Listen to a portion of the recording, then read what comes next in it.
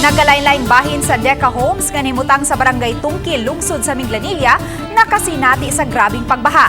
Pakigni River nga may igong giladmon, giingong miawas. Tubig misulod na sa mga panimay. Si Femari Dumabok sa report. Kini ang video nga kuha ni Nice Ramos Saavedra dihang misugod na pag-awas ang sapa sa Pakigni pasadulas 9 gabi. Nakasinati lang sila og pagtutaligsik kagabi ug way pagbundak sa kusog nga uwan. Mato di Kapitan Joey Edgar Kamuta sa barangay Tungkil nga duha ka pamilyang ilang giparelocate sa barangay hall. Paspas usab nga nakahatag og pagkaon ng lungsod. Gibisita usab kagabi ni Mayor Rajiv Inad ang gibaang dapit sa Tungkil aron masusi ang kahimtang sa apektadong mga mulupyo. Ubay gito sila yung nga Phase 4, Phase 2, Phase 3, Phase 1. Ang din porsyon na sa kanang liko, lamlam kung nada. Sa daan, dayag kayo ang nahatag nga kadaot sa baha tungod sa kalapukon sa daan. Gani, nautuhan si Nice Ramos Saavedra uban siyang banda og mga anak nga nang limpyos ilang balay. Nahimutang panimay ni Saavedra sa Phase 4 sa Block 2 sa Deca Homes, pipila ka metros lang gikan sa Pakigni River.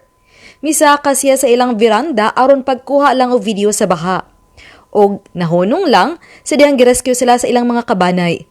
Apektado ang pagpanglimpyo sa mga silingan nila ni Saavedra kay naputol ang linya sa ilang tubig.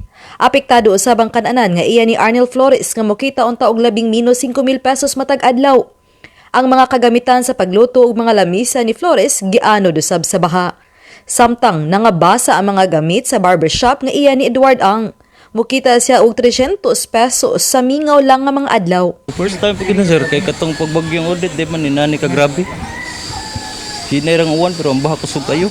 Gipabaw ni Kapitan Kamutang nga nanginahanglan nga patasan ang riprap sa sapa aron kun mo sa kaman ang tubig, dili na kini moawas padung sa kabalayan. Murag mga 200 meters ang gilayon, murag estimate mo mayor ang riprap para ilawas nga to padung sa Pakigni para ang og mataas ang tubig, dili na mo ambak.